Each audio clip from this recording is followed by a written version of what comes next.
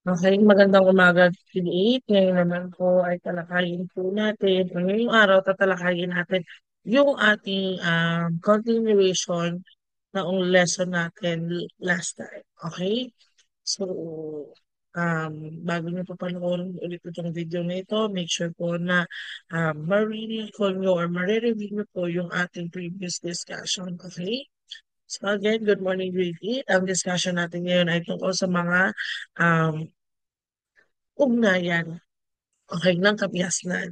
Bago po iyon, ay ano-ano nga ba yung mga salitang dapat nating maunawaan? Una po ay ang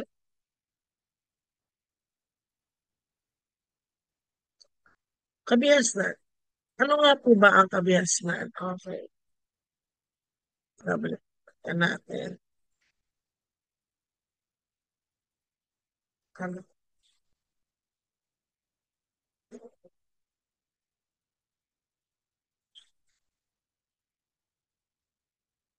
Okay, pag sinabi natin kabiasnan, mga anak, ito ay ang masalimuot na anyo ng pamumuhay ng tao na may organisadong sistema ng politika. Pwede rin pang-ekonomiya, sining, reliyon, at lipunan. Next po is ano nga ba ang pakikipag-ugnayan? May maraming klase ng pakikipag-ugnayan. Ngunit ngayon, ang pakikipag-ugnayan po ay proseso ng pakikipagpalitan ng impormasyon, produkto at ideya sa ibang grupo o kabihasnan. Ang pangatlo naman po ay ang kalakalan. Okay, tulad ng mga nabanggit natin nung nakaraang discussion, ang kalakalan po ay aktibidad na pagbili o pagbenta o pagpapalitan ng mga produkto. Sa panahon natin ngayon, yun yung mga businesses na yung negosyo. Okay, next, palitan o yung barter. Di ba, very common na sa atin yung salitang barter. Pag sinabi natin barter, palitan. Okay, sa sistemang ginagamit, o ito yung sistemang ginagamit noong sinaunang panahon kung saan produkto ang ipinagpapalit sa isa't isa. Noong panahon kasi naman ay wala namang pera. No, wala namang 20, walang 50, walang 100 pesos, 500, 1,000, walang ganon. So ang way natin, ang pagbili, okay, ng ating nais sa produkto, kailangan produkto ay ang pakikipagpalitan. Kung ano ang meron sa atin na kailangan nila, ay pwede nating ipalit or i-barter. Next naman po ay makita siya, ang ruta ng kalakalan. So, ang ruta ng kalakalan, ito yung, syempre, ruta. Okay? Ito yung mga daanan o direksyon na tinatahak ng mga mangangalakal upang makipagkalakalan. Okay? Syempre, hindi naman sila pwedeng dumaan sa kung saan lang nila gusto. May mga specific route dyan or direction na kung saan alam nila na doon naghihintay ang mga mangangalakal. Okay? O yung mga bibili po sa kanila. Next. Ano naman ngayon ang pakikipag-ugnayan? So, ang pakikipag-ugnayan mga anak, ito ay isang mahalagang salik sa pag-unlad ng ating sinaunang kabiasnan. Sa pamamagitan nito, sa pamamagitan ng kalakalan, digmaan, paglalakbay, at migrasyon, nagkakaroon ng palitan ng produkto, ideya, teknolohiya, at kultura. Okay, mula sa ibang grupo ng tao. Kasi syempre, di ba, the more na may nakakasalamuha tayo, may nakakapalitan tayo ng mga produkto, meron din tayo mga nakakausap dyan. So habang nakakausap natin sila, nagkakaroon tayo ng palitan ng ideya. Ano ba ang mas magandang produkto? Ano ba ang mas makakapagpaunlad? Ito, ganyan. Ito ay nakakatulong upang mapabuti ang pamumuhay at pagpapalawak or mapalawak palalo ang sakop ng kaalaman ng bawat kabias. Oh, ano ba yung mga halimbawa ng pangipag-ugnayan ng mga kabiasnan? Marami yan, iba't iba. Una na dyan, yung tinatawag nating kalakalan sa Silk Road. Ano nga ba yung kalakalan sa Silk Road? Yan, di ba? So ngayon, wala lang ganyan. No? So pag sinabi natin Silk Road, ito ay isang halimbawa ng pagdaigdigan, okay? Pagdaigdigang ruta ng kalakalan kung saan ang kabihas ng Chino, Persiano, Griego at Romano naman ay ang nakikipag-ugnayan sa isa't isa. Ipinagpapalit nila ang mga produktong seda. Okay, yung mga pampalasa, yung iba't ibang klase ng papel, yung mga hiyas na meron sila. Okay? So ano nga ba yung naging epekto nitong kalakalan sa Silk Road? Okay? Siyempre nagkaroon ng mataas na antas ng teknolohiya. Tulad ng sinabi ko nga kanina, di ba? The more na may nakakausap tayong ibang tao o ibang grupo, meron at meron tayong maa-adapt sa kanila. Okay? It's either sila yung may maa-adapt sa atin na makakapagpaganda sa negosyo nila o tayo yung makaka-adapt sa kanila. No? So isa na dyan yung teknolohiya, ang taas ng teknolohiya. Di ba?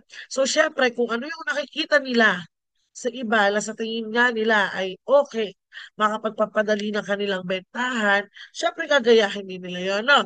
Na-impluwensyahan nila, syempre, sa kalakalang ito, na-impluwensyahan nila yung hindi lang po negosyo, hindi lang pag-iisip ng mga tao, kundi ang kanilang mga sining, wika, reliyon, ng bawat isa. Okay, ano po yung pangalawa? Okay. Una, kalakalan sa Silk Road. Pangalawa po ay ang pakikipag-ugnayan ng kabias ng Indus at Mesopotamia. So, ito po yun. Kanina, di ba, parang disyerto. Ngayon, dito po sa Mesopotamia at Indus, dagat naman. Okay, dagat naman. Okay, so ito lamang po yung ruta. Yan. Ito lamang po ang ruta na meron ang kalakalan ng Mesopotamia at Indus. Okay, so sa kalakalang ito, maraming natagpuan, okay? Maraming natagpuan ng mga archaeologists, mga kapatid, kung saan may mga kagamitan na may seal, may inscription mula sa kabias ng Indus sa Mesopotamia. Ito ay patunay na sila ay nagkaroon ng ugnayan sa kalakalan. Kumbaga, itong mga kita nila, okay, na mga bagay, mga gamit, ito yung naging patunay, okay, proof na nagkaroon ng ugnayan ang Indus at ang Mesopotamia. Ano nga ba yung naging epekto ng kalakalan ng dalawang lugar? Siyempre, nagkapalitan pa rin ulit ng produkto. Ano-ano ba yung mga produkto na yun? Una na dyan yung tela. Okay? Gito, palayok. Okay? Tulad ulit ng sinabi ko kanina, nagkaroon din ng palitan ng ideya. Pero ito naman ay more on sa architecture. Okay? At sa sistema ng kanilang pagsulat. Okay? Next po. Ang next po ay ang pakikipag-ugnayan naman ng mga sinaunang Pilipino sa mga Chino at Arabe. Chinese. Okay? Ito naman. So, dagat pa rin. Ano? Bago pa dumating ang mga Espanyol, okay, bago pa dumating ang mga Espanyol, ang mga sinaunang Pilipino ay nakipagkalakalan. Uno lang diniskas ako. Iri naman eh. Madam, ang sabi sa akin, papalo sleeping. Ang ibig sabihin, madam, ay wag akong maingay. Sorry na, at ako'y nagdidiscuss sa karaling panlipo na.